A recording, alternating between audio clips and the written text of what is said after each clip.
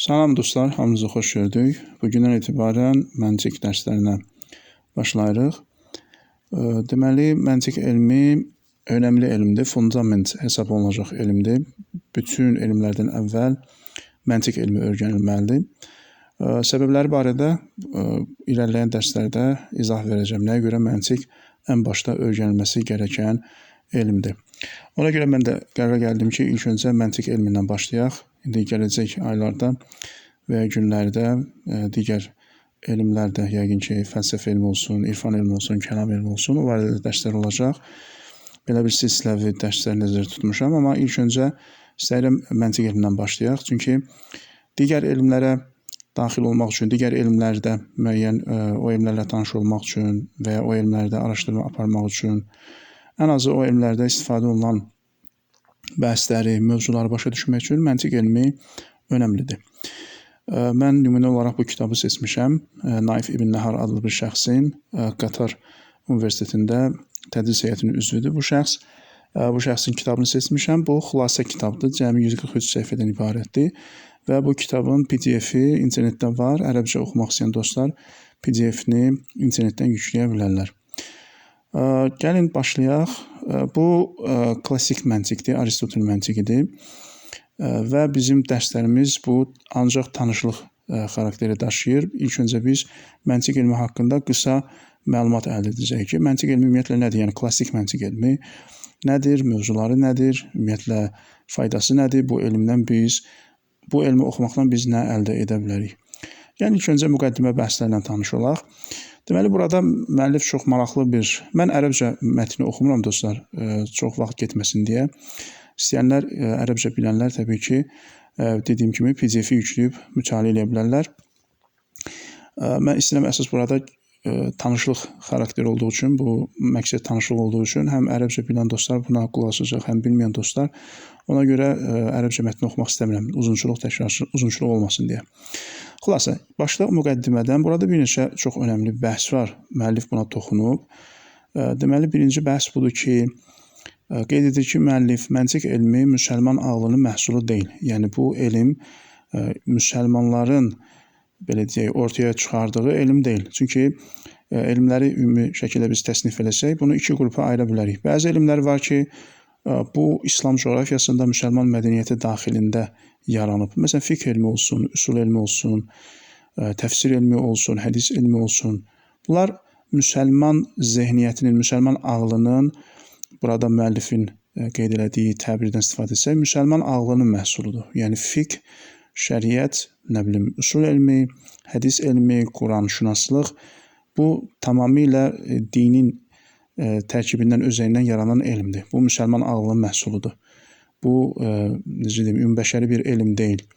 Ona görə də digər sivilizasiyalarda, digər millətlərdə və müsəlman olmayan digər cəmiyyətlərdə belə bir elm mövcud deyil. Bu, ancaq müsəlman coğrafiyasına, müsəlmanlara məxsus bir elmdir. Amma bəzi elmlər var ki, onlar ümumbəşəri elmdir. Məsələn, riyaziyyat kimi, fəlsəfə kimi və məntiqdə bunlardan biridir ki, məntiq elminin hansısa bir coğrafiyaya, millətə, irqə mənsubiyyəti yoxdur. Ona görə məntiq elmi sırf müsəlman ağlının deyil, insan ağlının məhsuludur. Belə desə, bu daha doğru çıxar. Məntiq elmi insan ağlının məhsuludur. Bəli, deməli, məntiq elmi müsəlman ağlının deyil, ümumiyyətlə insan ağlının məhsuludur. Amma təbii ki, hər bir elmin belə deyək, sistemləşdiyi bir bölgə, coğrafiya olub. Yəni, bu o demək deyil ki, bu elmin başladığı bir nöqtə yoxdur. Yox, bu elmin başladığı bir yer var, bir tutalım bölgə var, cəmiyyət var, bir millət var. Amma o, sırf o millətə mənsub olduğu üçün, o coğrafiyaya mənsub olduğu üçün bu elmi təsis edib, yox, belə deyil. Sadəcə olaraq həmin şəxs bu sahədə daha bilikli olduğu üçün o, həmin elmi təsis edib. Və məntiq elmi deyəndə, məntiq elminin ilk təsisçisi Aristotel qəbul olunur. Əlbəttə, dostlar, burada bir məsələni də qeyd edim. Bir var məntiq elmini təsis etmək, bir var ümumiyyətlə məntiqi qaydalardan istifadə etmək. Məntiqi qaydalardan istifadə etmək, təbii ki, bu Aristoteldən də qabaq var idi. İnsanlar məntiqli düşünürdülər, məntiqi qaydalardan istifadə edirdilər. Sadəcə olaraq bu həmin dövrdə, yəni Aristoteldən qabaq məntiq elmi sistemləşməmişdi. aydındır. Məntiq elmi sistemləşməmişdi. İnsanlar günlük həyatlarında, nə bilim, işlərində şifahi şəkildə bundan istifadə edirdilər. Yəni müzakirə zamanı və ya özləri hansısa bir məsələdə düşünən zaman öz zəhnlərində bu qaydalardan istifadə edirdilər. Amma bunun təsis edilməsi, bunun sistemləşdirilməsi, bunun kitab halına salınması bu ilk dəfə Aristotel tərəfindən icra olunub. Ona görə məntiq elminin təsisçisi Aristotel hesab olunur. Aristoteldən sonra deməli bu Aristotelin yazdığı kitablar təqribən deməli xəlifə Məmunun, müəllifin qeyd elədiyi kimi Abbasi xəlifəsi Məmunun dövründə böyük bir tərcüməçilik fəaliyyəti başladı. Yunan əsərləri, qədim Yunanistanın əsərləri müxtəlif sahələrdə fəlsəfə olsun, məntiq olsun, riyaziyyat olsun, tibb olsun, astronomiya olsun, müxtəlif sahələrdə əsərlər tədricən tərcümə olunmağa başladı və tərcümə olunan həmin əsərlərdən biri də məntiq əsəri idi. Məntiq əsəri tərcümə olundu və müsəlman mütəfəkkirlər məntiq elmi ilə tanış oldular və onu qəbul elədilər. Burada ilk dəfə bu hərəkatın öndərlərindən Kindini, Farabini, İbn Sinanı burada müəllif misal çəkir ki, müsəlman şərqinin ilk filosofları, ilk məntiq alimləri bu üç şəxs olub: Farabi, Kindi, Farabi və İbn Sina. Tərcümə əsərləri onların əlinə çatdı və onlar təbii ki, məntiq elmini belə deyək, təqlid eləmədilər. Orada Aristoteli daha doğrusu təqlid eləmədilər. Aristotelin yazdığı hər şeyi olduğu kimi qəbul etmədilər. Necə ki, bəziləri bu cür irad bildirirlər ki, müsəlmanlar belə deyək, bu Yunan irsini, elmi irsini olduğu kimi bir növ copy-paste elədilər. Elə deyil. Müsəlmanlar o elmi qəbul elədilər və o elmin üzərində böyük düzəlişlər elədilər. Nə mənada? Yeni məsələlər əlavə elədilər. Ondan əlavə bəzi məsələlər var idi ki, tutalım İbn Sina bunun ən bariz nümunəsidir ki, Aristotellə bəzi məsələlərdə istər məntiq olsun, istər fəlsəfə olsun, bəzi məsələlərdə razılaşmırdı, tamam fərqli fikirlər ortaya qoyurdu. İbn Rüşdün də İbn Sinanı tənqid etdiyi əsas məsələlərdən biri də budur ki, sən nəyə görə Aristotelin qeyd elədiyi məsələlərdə müxalifətçilik göstərirsən, bəzi fikirlərlə razılaşmırsan. Bildiyiniz kimi İbn Rüşd Aristotelə çox bağlı bir şəxs olub. Mən İbn Rüşd fəlsəfəsi kitabında bunu qeyd eləmişəm ki, İbn Rüşd Aristotelin dediklərini əgər bu təbir düzsə, qeyd şərtsiz qəbul edirdi. Ona görə İbn Sinan da buna görə tənqid edir ki, sən nəyə görə Aristotelin bəzi fikirlərlə müxalifsən. Xülasə bu tərcümə hərəkatından sonra məntiq elmi də müsəlman coğrafiyasına daxil oldu və müsəlmanlar tanış oldular və onun üzərində müəyyən düzəlişlər olsun, əlavələr olsun elədilər ki, nəticədə bugün məntiq elmi bu həcmdə əlimizə gəlib çatıb. Müəyyən bir müddətdən sonra müəllifin burada qeyd elədiyi kimi məntiq elminə və ya fəlsəfəyə qarşı Əbu Hamid Qəzali tərəfindən, İmam Qəzali tərəfindən bir müəyyən düzəlişlər olundu. Burada müəllif bir termin işlədir, əl-əsli metod termini. Əsli metod termini İslamlaşdırma deməkdir. İslamlaşdırma. Deməli, müəllifin iddiasına görə məntiqdə olan bəzi məsələlər ki, İslam fəlsəfəsi ilə, İslamın mahiyyəti ilə, İslam dininin prinsipləri ilə uyğun gəlmirdi. Müəyyən düzəlişlər Qəzali burada elədi. Bu, dediyim kimi, müəllifin iddiasıdır, mübahisəlidirmi? Bəli, mübahisəli ola bilər. Xülasə, bunun üzərində durmaq istəmirəm. Və ondan sonra müəllifin qeyd elədiyi kimi məntiq elmi artıq digər elmlərə də daxil olmağa başladı. Yəni, məntiq elmi usul elmində də istifadə olundu, kəlam elmində də istifadə olundu və digər sahələrdə də məntiq elmi istifadə olunmağa başladı.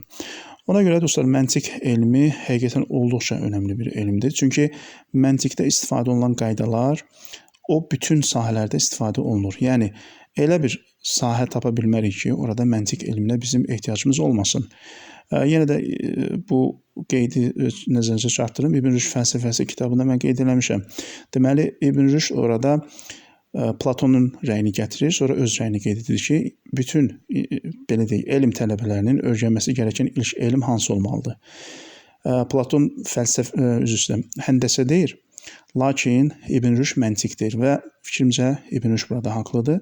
Çünki məntiq bütün sahələrdə istifadə olunan əsas elmdir, fundamentdir. Çünki məntiqi qaydalar, indi növbəti dərslərdə biz tanış olacağıq. Məntiqi qaydalar əsas qaydalardır, rasional qaydalardır ki, biz onu hər sahədə istifadə edirik. Hətta həndəsənin özündə də, hətta riyaziyyatın özündə də. Məsələn, bu sizə təəccüblü gələ bilər. Məsələn, riyaziyyatda da biz məntiq elmindən, həndəsədə də məntiq elmindən istifadə edirikmi? Bəli, orada da istifadə edirik. Məntiqin əsas təməl qanunları var ki, biz orada istifadə edirik. Nəinki məntiq, riyaziyyat, fəlsəfə, hətta məsələn biraz da irəli getsək, mükaşifələrdə belə istifadə olunur. Məsələn, bir arif, hətta peyğəmbərin özü belə. Bir arif olsun, peyğəmbərin özü olsun, imamlar olsun. Bunlar ki, mükaşifə vasitəsilə. Mükaşifə nədir? Yəni qəlb gözü ilə, bizim qəlb gözü adını verdiyimiz bir şeydir bu. Onların qəlb gözü ilə gördükləri sirli həqiqətlər ki, biz onları görmürük. Məsələn, peyğəmbərə vəhiy gəlir. Peyğəmbər orada Cəbrailə müəyyən ünsiyyət qurur. Və ya imamlar olsun, digər ariflər olsun ki, onlar bəzi kainatın sirli həqiqətlərini görürlər ki, adi insanlar görmürlər.